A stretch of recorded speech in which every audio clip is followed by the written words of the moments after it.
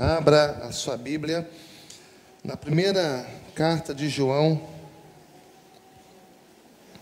Fica no final da sua Bíblia, antes de Apocalipse.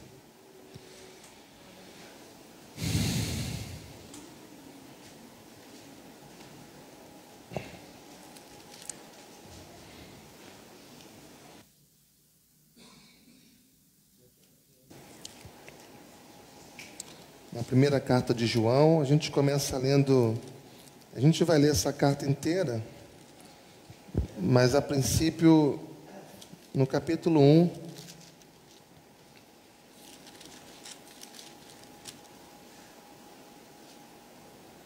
a partir do versículo 1.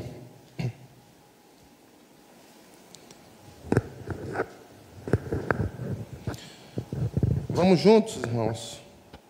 O que era desde o princípio, o que temos ouvido mais alto, o que temos visto com os nossos próprios olhos, o que contemplamos e as nossas mãos apalparam com respeito ao verbo da vida, e a vida se manifestou, e nós a temos visto, e dela damos testemunho, e vô-la anunciamos, a vida eterna, a qual estava com o Pai, e nos foi manifestada. O que temos visto e ouvido, anunciamos também a vós outros, para que vós, igualmente, mantenhais comunhão conosco. Ora, a nossa comunhão é com o Pai e com o seu Filho, Jesus Cristo. Essas coisas, pois, vos escrevemos para que a nossa alegria seja completa. Ora, a mensagem que da parte dele temos ouvido e vos anunciamos é esta, que Deus é luz e não há nele treva nenhuma. Se dissermos que mantemos comunhão com ele e andarmos nas trevas, mentimos e não praticamos a verdade.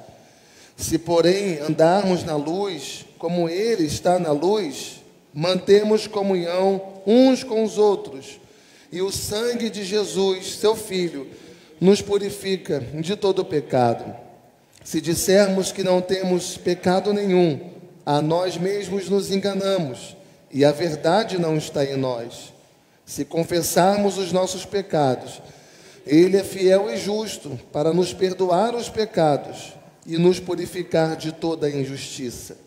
Se dissermos que não temos cometido pecado, fazemo-lo mentiroso, e a sua palavra não está em nós. Filhinhos meus, essas coisas vos escrevo para que não pequeis. Se todavia alguém pecar, temos advogado junto ao Pai, Jesus Cristo, o justo, e ele é a propiciação pelos nossos pecados, e não somente pelos nossos próprios, mas ainda pelos do mundo inteiro. Ora, sabemos que o temos conhecido por isso, se guardamos os seus mandamentos. Aquele que diz, eu o conheço, e não guarda os seus mandamentos, é mentiroso, e nele não está a verdade. Aquele, entretanto, que guarda a sua palavra, nele verdadeiramente tem sido aperfeiçoado o amor de Deus. Nisto sabemos que estamos nele. Aquele que diz que permanece nele, esse deve também andar assim como ele andou. Pai, fala conosco nesse momento tão precioso, que é o momento em que nós nos reunimos para ouvir a Tua palavra, Pai. Que a Tua palavra, ela mais uma vez venha encontrar o nosso coração e venha trazer a Tua vontade para a nossa vida. Venha despertar em nós, Pai, para que possamos atender o Teu chamado, para que possamos viver do modo digno do Senhor. É o que te pedimos, em nome de Jesus. Amém e amém. Vou pedir que você tome o seu lugar, que você deixe a sua Bíblia aberta no seu colo e se prepare, porque ao longo dessa mensagem nós vamos ler todos os textos juntos. E eu preciso muito que haja uma sinergia nessa hora, porque a gente vai precisar ler de voz alta, com força, com vontade. Todos os textos juntos, porque é sabido que quando a gente faz isso, quanto mais a gente faz assim, mais a gente grava aquilo que a gente está lendo, né? Então, a gente vai tentar acompanhar dessa forma no dia de hoje. Nessa epístola que nós iniciamos a leitura nessa manhã, João, ele estabelece aqui alguns testes para saber se de fato nós somos convertidos ou não. E a gente vai ter hoje mais ou menos 6 ou 7 pontos para nós usarmos aqui como que uma autoavaliação, né? Uma avaliação pessoal, para saber se de fato nós somos convertidos, se de fato nós somos filhos de Deus. E por que não até mesmo nós usarmos esses pontos como um critério bíblico para nós avaliarmos outras pessoas? Não é para que você julgue as pessoas, mas para que você avalie, para que você se utilize de um senso crítico, para saber se essa pessoa que você tem andado, essa pessoa que faz parte do seu ciclo de relacionamento, ela realmente é uma pessoa convertida ou não. O texto diz: o que temos visto e ouvido, versículo 3, acompanha aí, em 1 João 1:3, vamos juntos. O que temos visto e ouvido, anunciamos também a vós outros, para que vós igualmente mantenhais comunhão conosco. Ora, a nossa comunhão é com quem? O Pai, o Filho, Jesus Cristo. Veja que João está dizendo aqui que a primeira evidência que nós somos realmente convertidos é a nossa comunhão com Deus e a nossa comunhão com o nosso próximo. E o que significa comunhão? Comunhão significa ligação, uma ligação espiritual. Comunhão significa uma relação espiritual. Comunhão é diferente do que muitas pessoas pensam, porque as pessoas pensam, algumas, de que a comunhão é uma relação religiosa, que a comunhão é uma relação entre os membros da igreja, que a comunhão é uma relação confessional. Tudo bem, tudo isso pode ser sim a comunhão, mas num sentido muito razoável. Quando você vai se aprofundar no real sentido da palavra comunhão, ela é uma ligação espiritual. É uma relação, como Jesus mesmo diz, uma relação mística. Ou seja, nós estamos em Cristo, nós estamos inseridos nele, nós estamos enxertados nele como um ramo é enxertado na videira, e porque esse galho está enxertado na árvore, ele consegue dar fruto, porque ele recebe seiva dessa árvore. Então, é como se a gente dissesse que esse galho tem uma comunhão com essa árvore. Há uma ligação profunda ali, que produz fruto, né? Que produz fruto. Nós estamos em Cristo e nós permanecemos em Cristo. E isso daí é uma relação mística que a gente tem, então, com Jesus, segundo o ponto de vista bíblico. Olha outra coisa que ele coloca aí no versículo 5. Vamos ler juntos em alta voz, do versículo 5 ao 7. Ora, a mensagem que da parte dele temos ouvido e vos anunciamos é esta: que Deus é luz e não há nele treva nenhuma. Se dissermos que mantemos comunhão com ele e andarmos nas trevas, mentimos e não praticamos a verdade. Se, porém, andarmos na luz como ele está na luz, mantemos comunhão uns com os outros, e o sangue de Jesus, seu Filho, nos purifica de todo o pecado. Então veja bem, se a gente diz que é crente, que a gente tem comunhão com Deus, que a gente ama Deus, ama a sua palavra, a gente tem intimidade com Deus. E olha que esses são termos que nós usamos. Só que a gente vive de uma forma mundana, tem alguma coisa errada. Se a gente diz que anda na luz, mas a gente, ao mesmo tempo, também tem prazer em andar nas trevas, tem alguma coisa errada. Se a gente diz que é crente e tem comunhão com Deus, e ao mesmo tempo, como se estivéssemos vivendo uma vida dupla, amando a Deus e de comunhão com Deus, mas também dividindo a nossa rotina com uma vida mundana, a gente vive um engano, a gente vive uma ilusão. A gente está achando que é uma coisa, mas a gente é outra. Se nós não temos intimidade com Deus, se nós não temos a comunhão com Deus, e achamos que podemos desfrutar da presença de Deus, sem ter intimidade com Ele e comunhão com Ele, achamos que podemos desfrutar da presença dEle e ao mesmo tempo andar nas trevas, a gente está completamente enganado. Exatamente porque quando nós somos crentes, de verdade, o fato de nós estarmos em comunhão com Deus, o pecado vai nos incomodar. Simples fato de você pecar, aquilo vai trazer uma tristeza profunda no seu âmago. É porque você está em comunhão com Deus. É porque você tem intimidade com Deus. Nós não podemos viver o estilo de vida que não reflita essa comunhão com Deus. Se eu digo que tenho comunhão e intimidade com Ele, o meu estilo de vida vai ser o reflexo dessa comunhão. O meu estilo de vida vai ser o resultado dessa intimidade que eu tenho com o Pai. Jesus mesmo disse: vós sois a luz do mundo. E o texto diz que Deus é luz.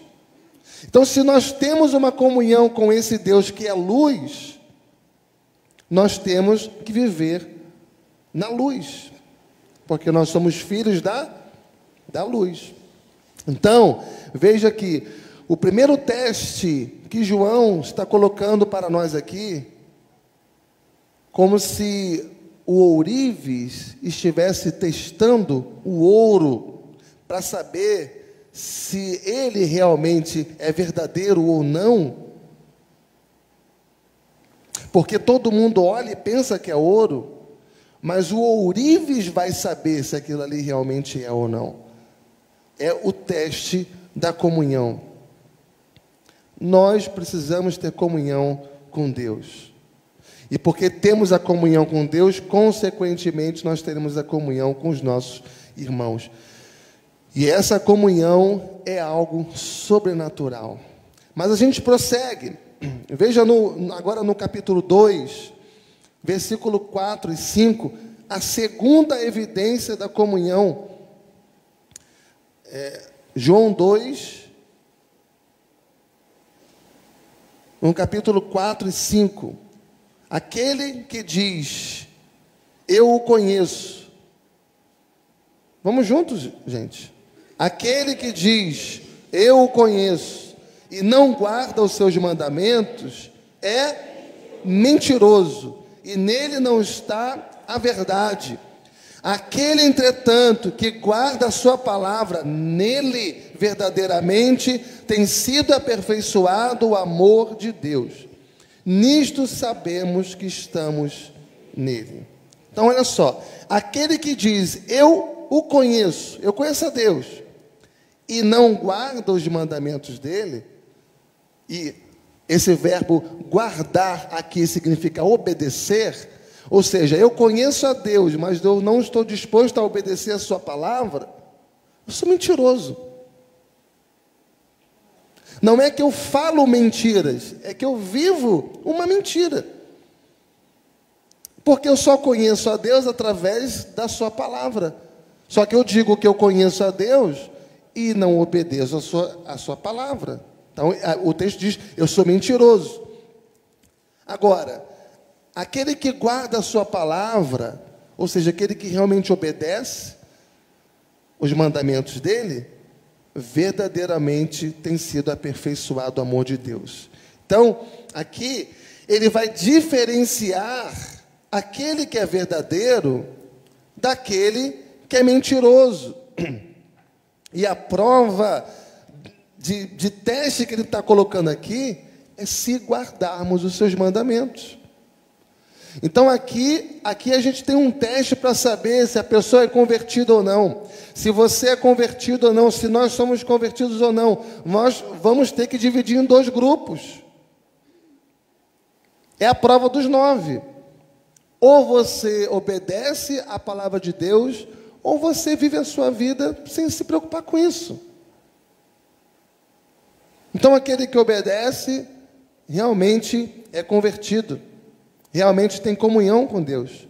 E aquele que vive a sua vida sem se importar com isso, não tem comunhão com Deus. Então, a primeira evidência da conversão é a obediência. A primeira evidência da conversão é a comunhão. E a segunda evidência da conversão é a obediência. Jesus, quando deu a grande comissão, lá em Mateus 28, no versículo 20, ele mandou que as pessoas se espalhassem, ide por todo o mundo, e ali ele diz, ensinando-os a guardar todas as coisas.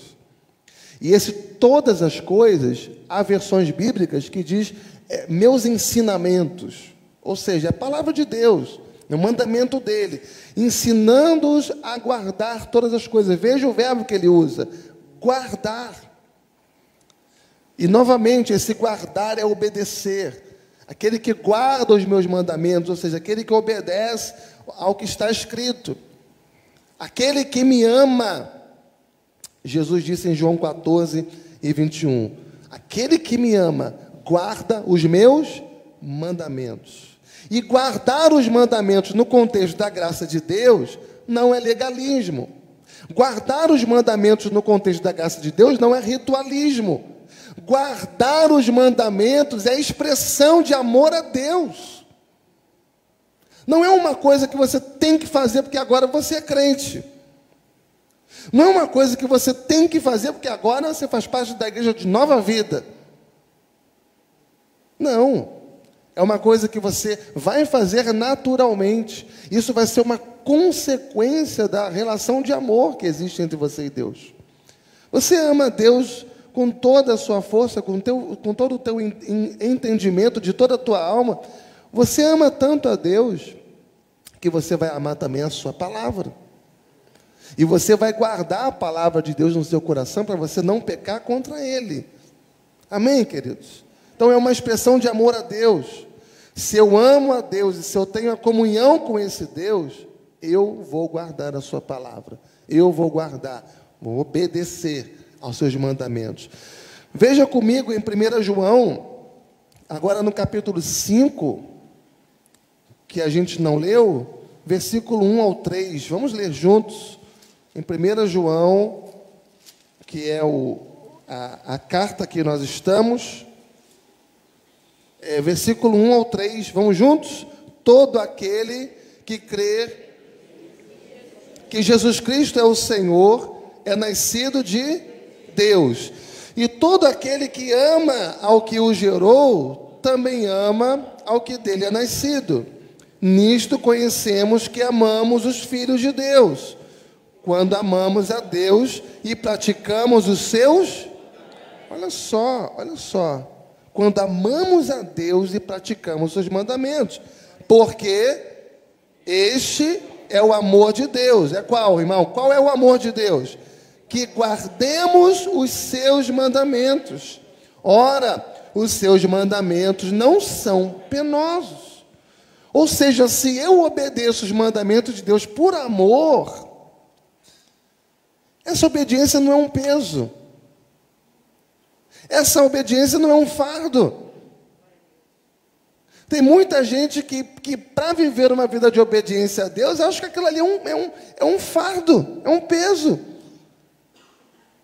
Mas se você ama a Deus, o que você faz para uma pessoa que você ama? O que você é capaz de fazer para alguém que você ama? O que o amor é capaz de enfrentar, de fazer? Você faz tudo.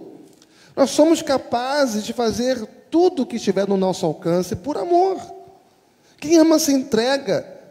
Quem ama é fiel, quem ama obedece, quem ama se submete, quem ama manda amorosamente, quem ama ordena as coisas, quem ama. E aqui nós encontramos o quê? Que quando nós obedecemos por amor, o texto diz, isso para mim não é penoso. Quando por amor nós obedecemos a palavra de Deus, a gente não faz isso pela força da carne, a gente não faz isso pela força do nosso braço, mas quando você obedece por amor, você faz isso na força do Espírito Santo. É na força do Espírito Santo. E o fruto que o Espírito Santo gera na vida de um regenerado, daquele que nasceu de novo, é o amor. Seu coração vai transbordar do amor de Deus. Esse daí é o fruto que o Espírito Santo vai produzir no coração de uma pessoa que nasceu de novo, porque a partir do amor é que vai nascendo e desenvolvendo todas as outras coisas, todos os outros dons. Então, nós guardamos, nós obedecemos, mas nós não fazemos isso por imposição, nós não fazemos isso por obrigação, nós não fazemos isso como algo penoso para nós. Nós guardamos a palavra de Deus, obedecemos aos mandamentos de Deus, porque nós amamos a Deus. A gente faz isso por amor. E é muito interessante, irmãos, observarmos algumas pessoas que são convertidas, mas ainda não entenderam o que significa viver no Espírito. Passam a vida inteira na caminhada de fé, mas ainda não entenderam o que significa viver no Espírito. Viver a vida cristã, mas não pela força da carne, mas entendendo que nós só vamos obedecer como resposta ao amor e a consideração que a gente tem pelo nosso Deus, pelo Senhor da nossa vida. Você conhece algum crente que dá um péssimo testemunho? Será que nós somos esse tipo de crente que está dando um péssimo testemunho onde a gente passa? Será que no condomínio que você mora, você dá um péssimo testemunho lá? Será que no seu trabalho você dá um péssimo testemunho lá? Será que no meio da sua família você é uma pessoa que dá um péssimo testemunho lá? Porque algumas pessoas olham para quem é crente e dizem assim, poxa, eu ser crente como aquele ali, eu prefiro estar no mundo como eu estou, porque eu sou muito mais exemplo do que ele. É uma vergonha isso. Ser crente na igreja é muito fácil, irmãos. Louvar a Deus aqui é muito fácil. Levanta a mão, abaixa a mão, senta, levanta, fica de pé, abre a Bíblia, lê, vamos ler junto, todo mundo junto, e canta, bate palma. Abraça o irmão, abraça o outro, ora, prega. É muito fácil.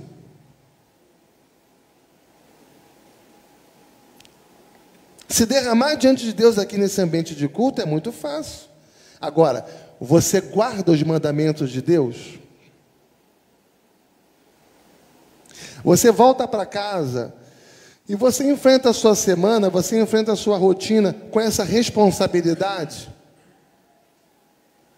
com esse compromisso que você não vai abrir mão de obedecer a Deus, de ler a Bíblia, porque quando você lê a Bíblia, você vai se interessar em qual é a vontade de Deus para a tua vida. Então você vai ler e vai fazer todo o seu esforço para aplicar aquilo na sua rotina, na sua vida. Essa é uma pedra de toque. Essa é uma avaliação que vai ser feita para saber se realmente nosso coração é puro ou não. Se o coração nosso realmente pertence a Deus ou não. Eu tenho comunhão com Ele. Eu presto obediência a Ele. Eu me preocupo com isso. Eu persigo isso como um alvo a ser alcançado diariamente na minha vida.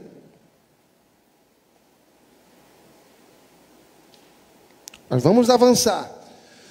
O que João vai dizer no capítulo 2, no versículo 15? Vamos juntos? João 2:15, é onde a gente está, né? Na primeira carta de João, no capítulo 2, versículo 15. Vamos juntos? Não ameis o mundo, nem as coisas que há no mundo. Se alguém amar o mundo, o amor do Pai não está nele. Esse é o terceiro teste da conversão, a terceira evidência da conversão. O primeiro é a comunhão, o segundo é a obediência, e o terceiro é o amor a Deus. Não ameis o mundo, nem as coisas que há no mundo. Se alguém amar o mundo, o amor do Pai não está nele. E o amor de Deus aqui está sendo colocado por João como um contraste entre amar o mundo. E o que significa amar o mundo? O que significa amar o mundo? Que João diz que nós não podemos amar o mundo. Só que em outro momento ele diz que Deus amou o mundo. Deus amou o mundo e você não pode amar o mundo? Deus amou o mundo, não foi o mundo inteiro. Deus amou o mundo significa que Deus amou as pessoas. Deus amou o mundo de tal maneira que deu o seu Filho unigênito para que todo aquele que nele crê não pereça, mas tenha vida eterna. Mas não é isso que João está colocando aqui. O que João está dizendo aqui, em que nós não devemos amar o mundo, está falando das coisas do mundo, do sistema desse mundo, da filosofia de vida que o mundo tem, o estilo de vida que o mundo tem, ou seja, as pessoas que amam aquelas coisas que são contrárias aos valores de Deus. Não ame as coisas que são contrárias aos valores de Deus. Porque se você amar, automaticamente você já está se constituindo inimigo de Deus. Lembra do Salmo 1? Bem-aventurado o homem que não anda segundo o conselho dos ímpios, não se detém no caminho dos pecadores, nem se assenta à roda dos escarnecedores. Antes, o seu prazer está onde? Na lei do Senhor, na palavra de Deus, nos valores de Deus.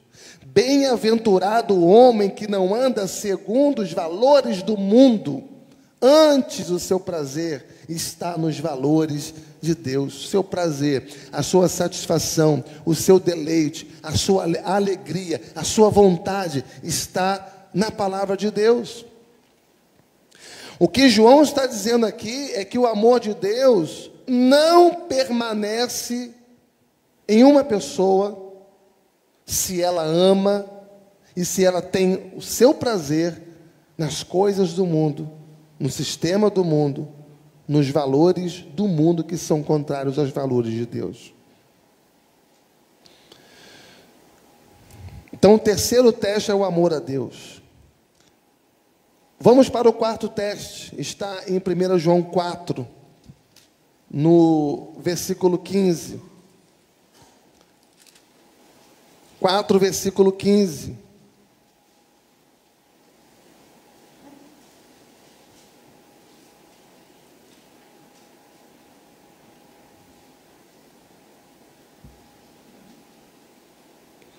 Eu botei 4:15, mas não é 4:15.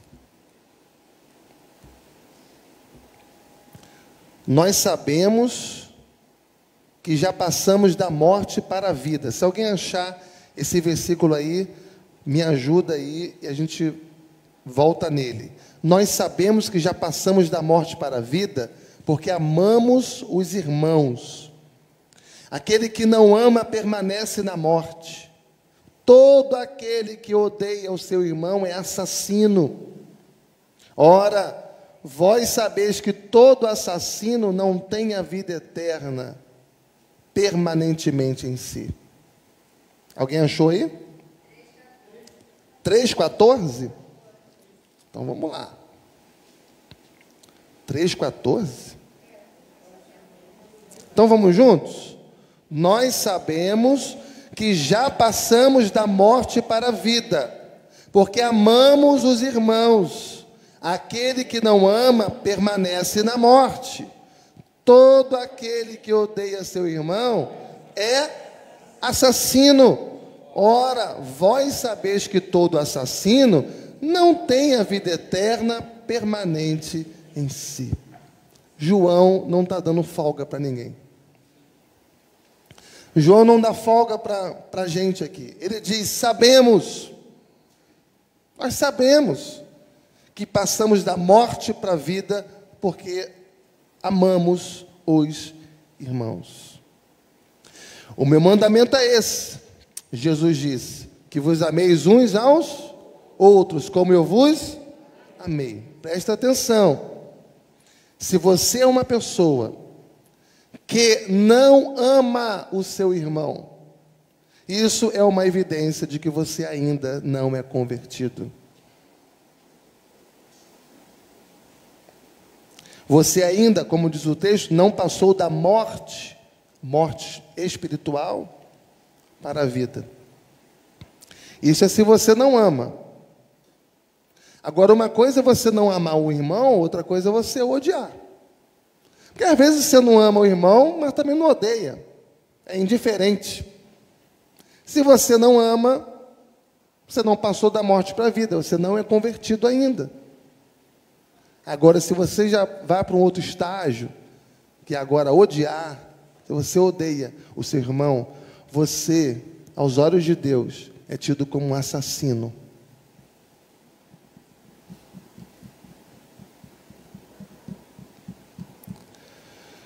O amor é a plena evidência de que nós estamos ligados a Jesus.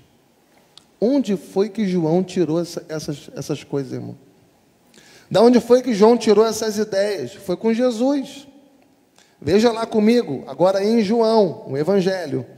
Volta aí, algumas cartas, e vamos chegar lá no Evangelho. Mateus, Marcos, Lucas, João. João capítulo 13. Marca aí a sua Bíblia na primeira epístola, para que a gente volte lá. Mas João 13 e 34. Vamos juntos? Todos acharam? Amém? Novo mandamento vos dou, que vos ameis uns aos outros, assim como eu vos amei. Vamos juntos. Que também vos ameis uns aos outros. Nisto conhecerão todos que sois meus discípulos, se tiverdes amor uns aos outros. Então, qual é a evidência de que nós realmente somos discípulos de Jesus? Se nós amamos uns aos outros. A evidência clara de que eu sou convertido, de que eu estou ligado a Cristo, é se eu amo. Eu amo. Se eu amo a minha igreja. Se eu amo o povo de Deus. Se eu amo os meus irmãos. Se eu tenho prazer na comunhão, se eu tenho prazer em estar junto, se eu tenho prazer em estar reunido. Para algumas pessoas, tanto faz estar aqui ou não. Mas para tantas outras, o prazer dela é estar aqui.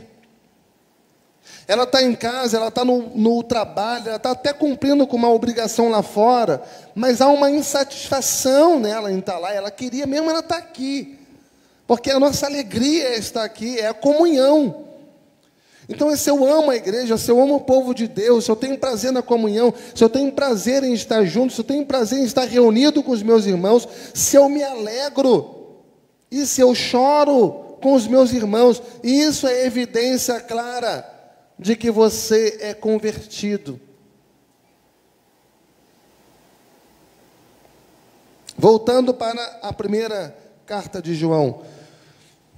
Agora vamos ver se eu acerto. No capítulo 3, versículo 3 e depois o versículo 9. Em 1 João, capítulo 3, versículo 3. Vamos juntos? E assim mesmo se purifica todo o que nele tem essa esperança, assim como ele é puro. Versículo 9.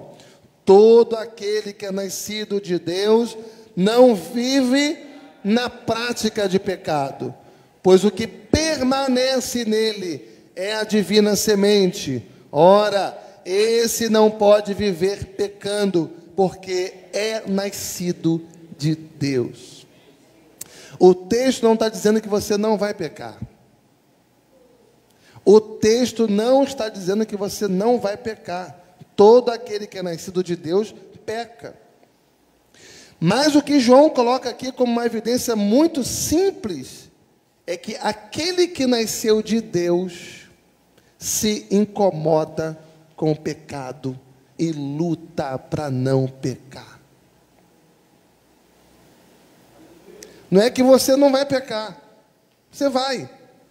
Mas se você é nascido de Deus, regenerado, convertido, você vai se incomodar com aquele pecado. Você vai se apresentar rapidamente diante de Deus e vai dizer: Deus, eu pequei contra ti, me perdoa. Você vai lutar para não pecar.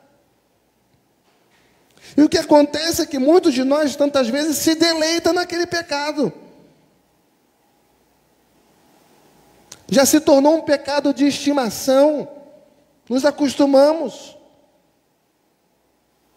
Deus conhece. Deus sabe que eu sou fraco. Ele perdoa. Afinal de contas, é apenas um pecadinho. Tem alguma coisa errada num pensamento desses. Talvez o que falta numa pessoa assim é a verdadeira conversão. É a verdadeira regeneração. Veja no capítulo 1, que ele vai escrever que nós não podemos dizer que nós não temos pecado. Em 1 João 1 e 10. Se dissermos que não temos cometido pecado, fazemo-lo mentiroso, e a sua palavra não está em nós. Agora veja no capítulo 2, no versículo 1. O que ele diz aí? Filhinhos meus, vamos juntos? Essas coisas vos escrevo para que não pequeis. Se todavia alguém pecar, temos advogado junto ao Pai, Jesus Cristo, o justo. Então, aquele que é nascido de Deus se reconhece pecador. Aquele que é nascido de Deus se reconhece falho. Se reconhece uma pessoa que sim, vai cometer erros, tem dificuldades. O bem que quer fazer, esse não faz, e o mal que não quer fazer, esse faz, mas ele não tem prazer nisso.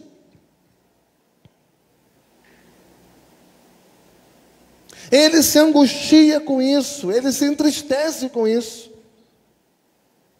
Ele não tem prazer nisso. E ele, porque não tem prazer nisso, ele não fica amarrado em determinadas práticas. Ele não fica tomando banho na piscina do pecado.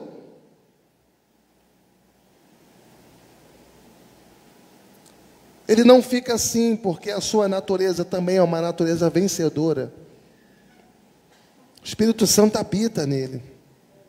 Conhecereis a verdade, e a verdade vos libertará. Então, se você tem um pecado que você gosta, se você tem um pecado, digamos que seria o pecado de estimação, você pode se libertar desse pecado. Jesus pode libertar você desse pecado, porque você é nascido de Deus. Você é nascido de Deus, e aquele que é nascido de Deus não vive na prática do pecado. A nossa vida, irmãos, é uma luta diária contra o pecado. A nossa vida é uma luta diária contra o pecado. A nossa vida é uma batalha pela pureza. É uma batalha pela santificação. Não é fácil. É complicado, é difícil. Não é pela força da carne. Mas grave isso. Grave isso. Há uma insatisfação quando pecamos. Se você peca, por mais simples que seja, e o chipzinho de Deus não apita em você, talvez você vai precisar rever a sua postura de crente. Precisa haver uma insatisfação, não pode haver uma conformação. Não pode.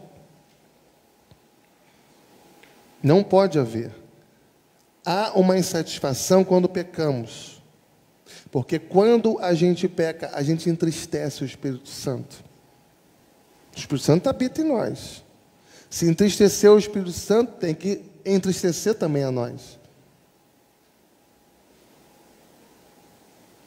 O nosso pecado entristece o Espírito Santo. E quando a gente entristece o Espírito Santo, a gente fica triste também.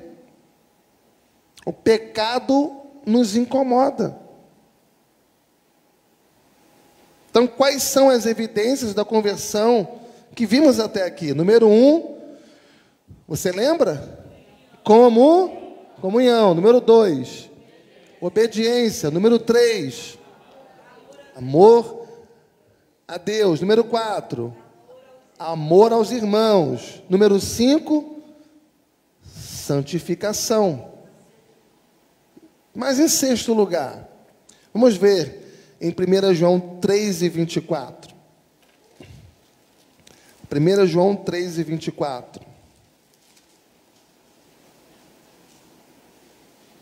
E aquele, vamos juntos, que guarda os seus mandamentos permanece em Deus. E Deus?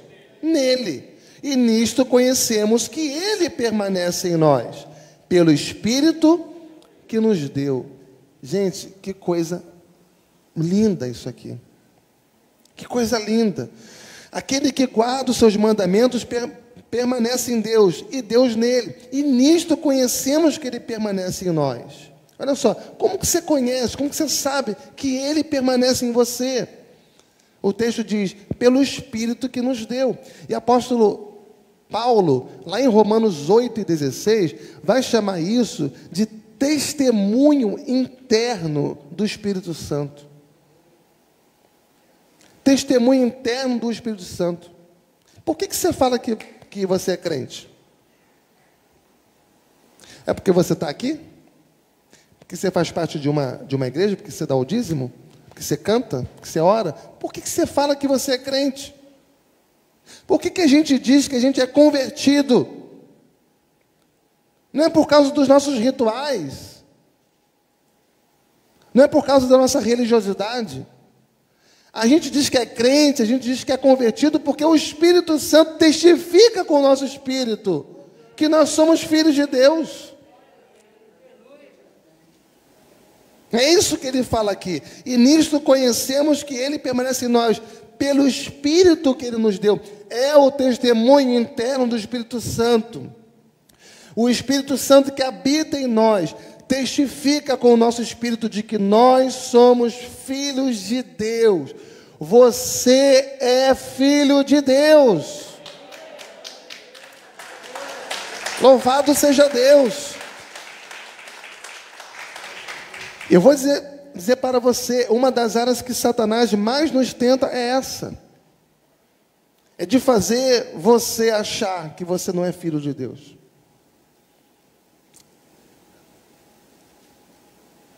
É a área que ele mais tenta a gente. De fazer a gente achar que a gente não é crente. De fazer a gente achar que a gente não é convertido. De se aproveitar das nossas lutas e tentações e provações, dificuldades diárias, ou até mesmo naquele momento que você ora a Deus, e Deus parece demorar, Ele vai lá e diz a você, olha, Deus não está respondendo porque você não é crente. Ele nos tenta nessa área. Principalmente quando você enfrenta alguma luta, uma dificuldade, algum problema. ou quando você não consegue se livrar ou se libertar de algum pecado.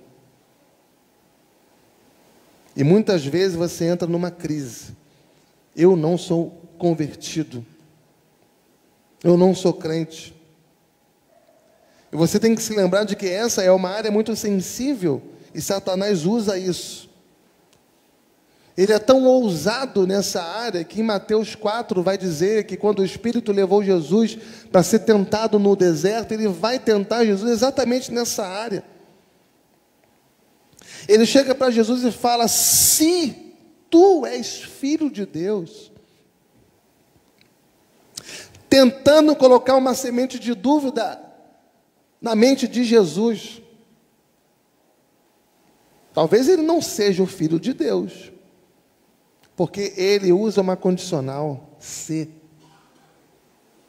Se tu és filho de Deus. Cá entre nós aqui, você acha que Satanás não sabia se Jesus era filho de Deus ou não? Claro, sabia. Por que uma pessoa crê que a Bíblia é a palavra de Deus? Você crê que a Bíblia é a palavra de Deus infalível? Amém? E por que você crê nisso? Porque você fez algum curso bíblico? Porque você é graduado em teologia. É isso? Por que você crê que a Bíblia é a palavra de Deus? Porque o Espírito Santo é quem convence você. É o Espírito Santo quem convence, é o Espírito Santo é quem nos dá essa compreensão. O Espírito testifica. E você sabe o que significa essa palavra testificar? Testificar é testemunhar. Testificar é testemunhar. O Espírito Santo está testemunhando. Testificar é dar a prova de que nós somos convertidos. O Espírito testifica. É como se o Espírito estivesse presente e dizendo: eu sou a prova de que ele é convertido. É o testemunho do próprio Espírito. É aquela conversão, irmãos, inabalável, que é produzida no nosso interior, de que nós somos filhos de Deus. Amém, irmãos? Mas para terminar, número 1, evidências da conversão, comunhão.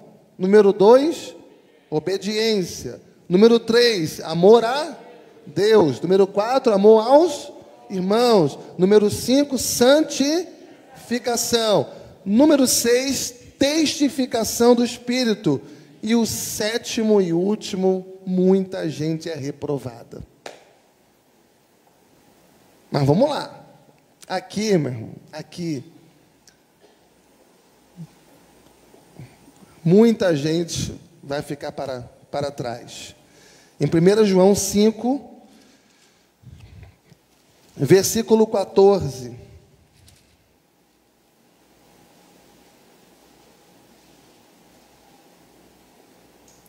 Versículo 14 e 15. Vamos juntos? Espera aí. Vamos a partir do 13, tá? Essas coisas vos escrevi, a fim de saberdes que tendes a vida eterna, a vós outros que credes em o nome do Filho de Deus. E esta é a confiança que temos para com Ele, que se pedirmos alguma coisa segundo a sua vontade, Ele nos ouve. E se sabemos que Ele nos ouve quanto ao que lhe pedimos, estamos certos de que obtemos o pedido que lhes temos feito.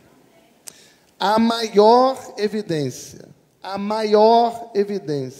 segundo João, de que nós somos convertidos, de que nós somos filhos de Deus, é se nós temos vida de oração. Você tem vida de oração?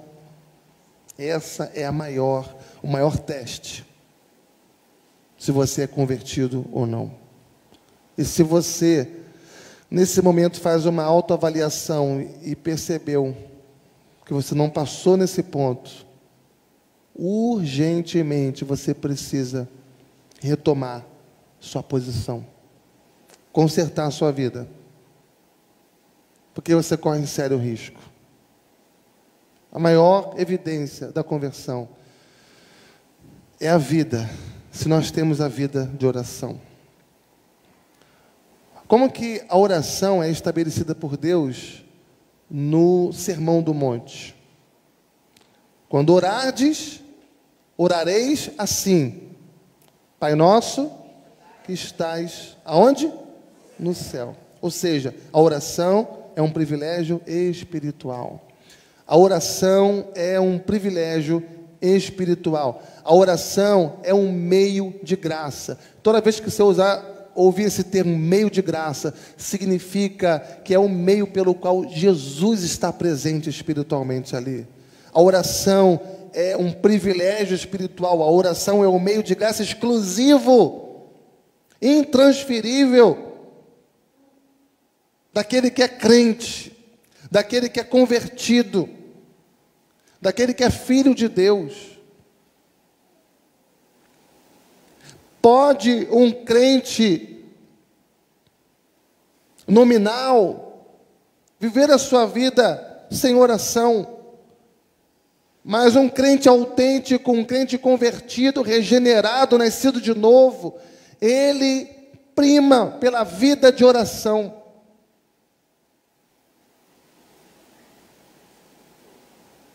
Esse é o nosso teste. Eu estou no ministério há praticamente 20 anos. Eu nunca tive nenhum problema com crente que ora. Eu só tive problema com crente que não ora. Todas as confusões que há na igreja, você pode ver, elas são feitas por crentes que não têm uma vida de oração.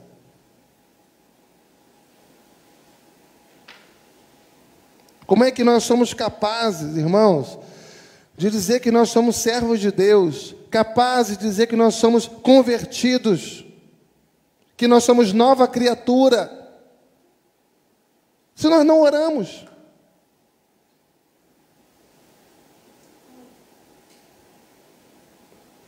Quando Paulo se converteu no caminho de Damasco, Atos 9, versículo 11, a indicação que Jesus dá para Ananias localizá-lo, ele diz: Ananias, dispõe-te, vai à rua direita, e ali você vai encontrar o GPS do céu, vai lá, pega a rua direita, e na casa de Judas, e você vai procurar por Saulo, ele é apelidado de Tarso. Você vai entrar lá e vai ter algo diferente. Ele vai estar orando.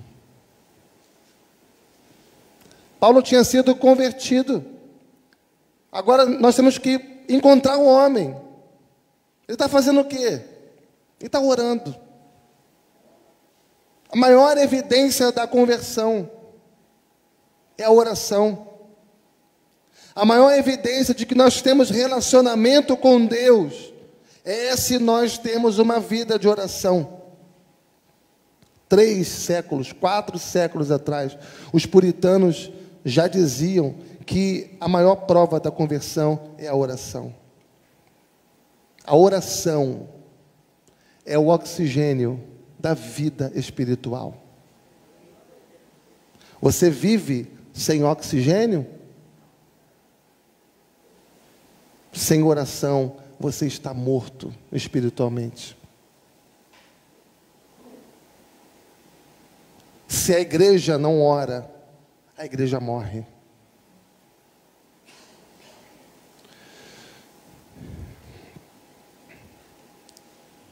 E quantos já não estão mortos, irmãos? E quantos já não estão mortos?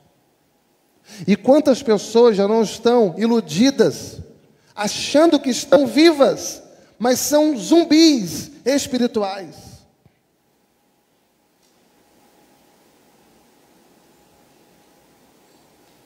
Eu quero muito que você volte para sua casa e que você passe a semana pensando nessa carta de João. 5 capítulos apenas. Essa carta de João é uma carta teste. É uma carta que prova se a gente é crente mesmo ou não. E o verbo que mais aparece nessa carta de João é o verbo saber. O que mais aparece na carta, saber. E João quer que saibamos o que é a verdadeira espiritualidade. João quer que saibamos o que é vida cristã verdadeira. João quer que saibamos o que é ser um verdadeiro filho de Deus. A pior coisa da vida é você viver uma vida inteira achando que é uma coisa e é outra. Se auto-enganando, se auto-iludindo, achando que está com tudo e não está prosa. Achando que vai entrar no próximo trem. E no final das contas você vai ver o trem passar. E não ter vaga para você entrar. É a pior coisa que tem.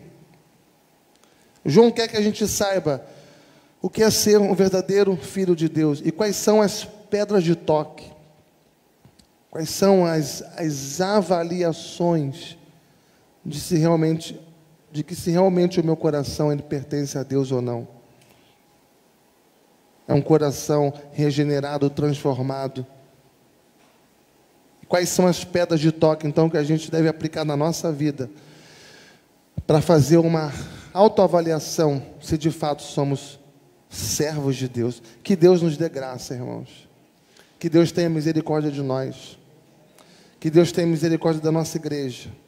Que Deus nos ajude a vencer nossas lutas, nossas provações e nossas tentações. E que a gente continue firme no Senhor, firmes no Senhor, firmes na sua palavra, convictos da nossa identidade em Cristo Jesus. Amém? Vamos ficar de pé. Vamos cantar. Em seguida a gente vai orar. O que a gente pode cantar? Oi? Entendi.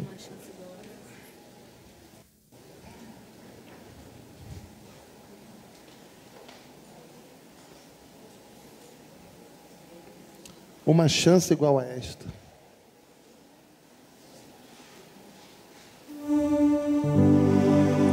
Uma chance igual a esta. Talvez eu não tenha mais.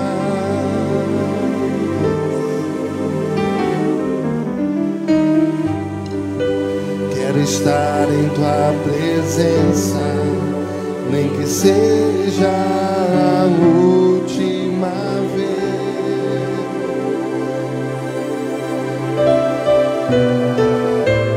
Se tiver que gritar, eu gritarei.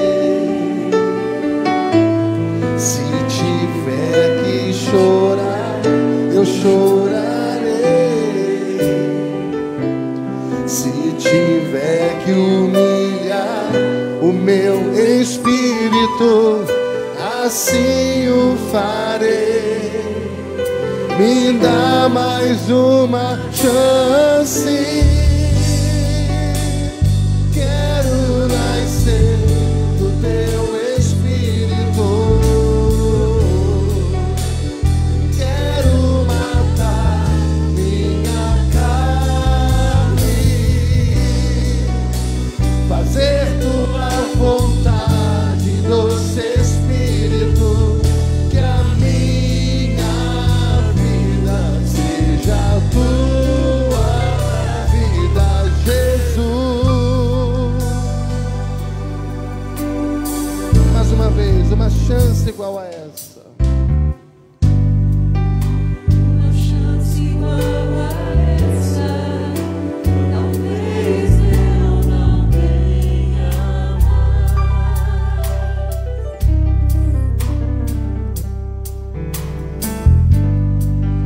Quero estar em tua presença, nem que seja a última